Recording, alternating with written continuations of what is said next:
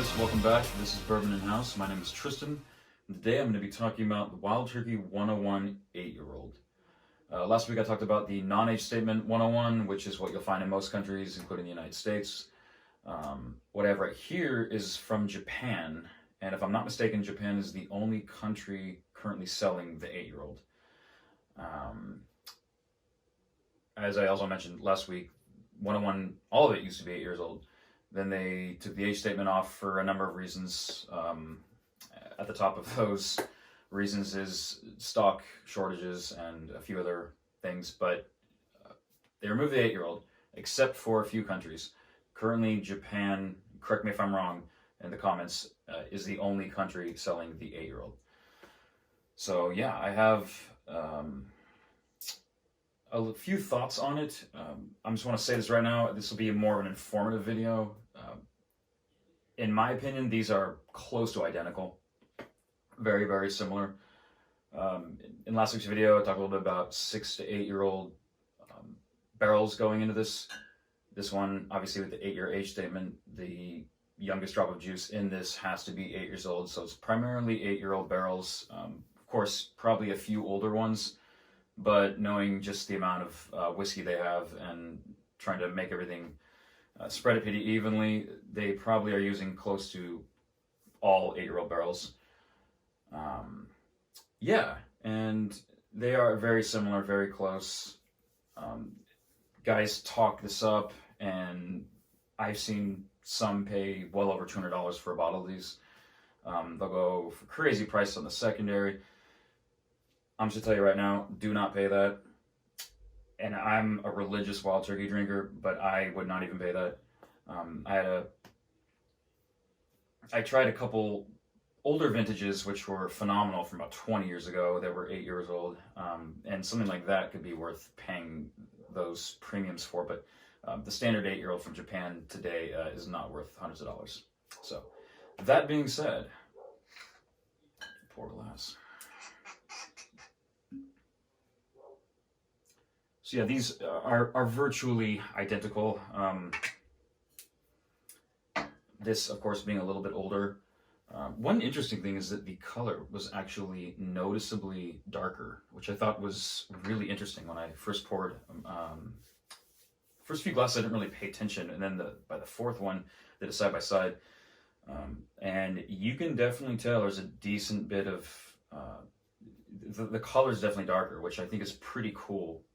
As it really does illustrate the age difference. Yeah, and that does about that.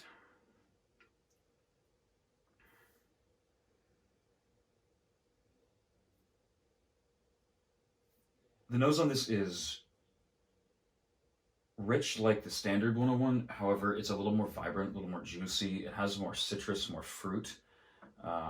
It has more layers of depth to it. It's got this kind of like white grape note to it, and it's slightly less sweet, which I found very interesting because although it has more oak influence, obviously with age, it's actually drier overall from nose to finish. You get less of that peanut shell, less of that straw, a little less rickhouse like the NAS has. You get a little more dried hickory in this one.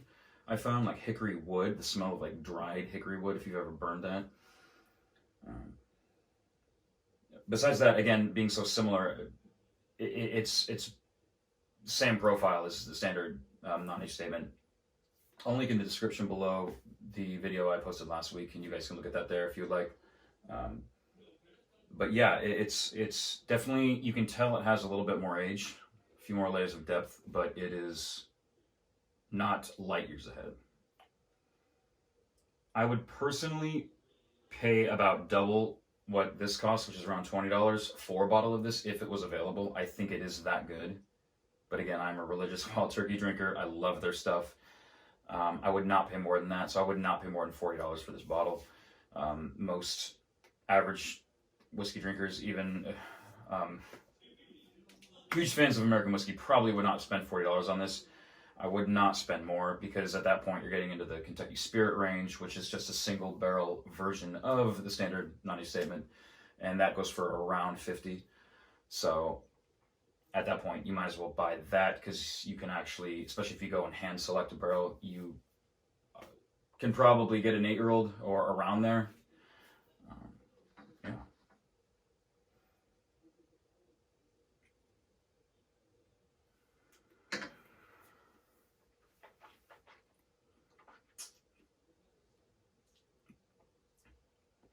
Full-bodied, like the non-age statement.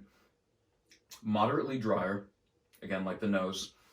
On the palate, though, it has more Muscovado brown sugars. It's definitely a little more intense there, like sweet, sticky brown sugar. Other than that, it's a near mirror of the non-age statement. So you really do, you don't have all these, crazy different complexities, because it virtually is the same thing. But that little bit of age does add those nuances, which to me makes this bottle worth pursuing, if you're not getting ripped off.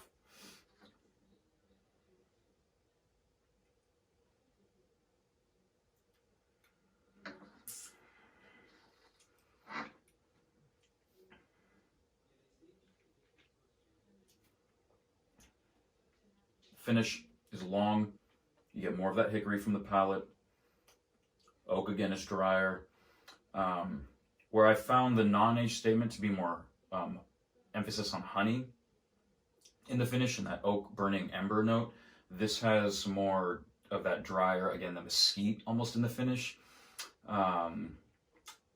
You do get more of those brown sugars coming through, along with everything else from your standard non-age statement. The spice is a little longer, but that's probably the only noticeable thing about the 8-year on the finish, or at least the thing that you will notice the most. It does have a longer finish, a little more depth to that. I mean, it's still going right now. It does have a long finish. And I can say that up against, I've had 130 proof bourbons that don't have this long of a finish. No kidding. And yeah, tons of flavor, but not tons more than the non-age statement. Yeah, and I would give this honestly a 94. I rated this at a 93 last week, so I would definitely give this one notch up on that, but nothing more. Leaving that extra room for single barrels of Kentucky Spirit, which I've had, which can be phenomenal, and I rate those very high. Russell's Reserve, of course. Those are some of the best barrels I've ever had, along with Four Roses. Yeah, and so that in a nutshell is Wild Turkey 101 8-year. I guess in closing, this is something that I, again, would pursue if you're paying something reasonable, but I've talked to guys online who have spent like $150 on a bottle of this, or paid through an online retailer for it to be shipped from England or whatnot. I think a site out in Japan was doing it for a while, and the shipping was like $100. So, I mean, if you really want one, go for it. Paying that is actually better than a lot of this garbage people are putting out under the allocated or limited edition stuff. So, considering that, this is worth $150, but don't feel like, oh, my buddy just got that from Japan, so I got to go buy it online for that.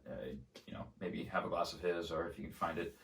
For a reasonable online retailer or someone who travels, definitely go for it there. But yeah, I'd say this is definitely reserved for more of those really wanting to explore the Wild Turkey range, or guys like me who are just diehard Wild Turkey fans. Shout out to Rarebird. He wrote a great article. I'll also link his article online in the description below. But yeah, I mean, all around great. I had this actually brought back by a girl named Machi. Machi, thank you. Arigatou gozaimasu. And yes, Wild Turkey 101 8-year from Japan. Cheers.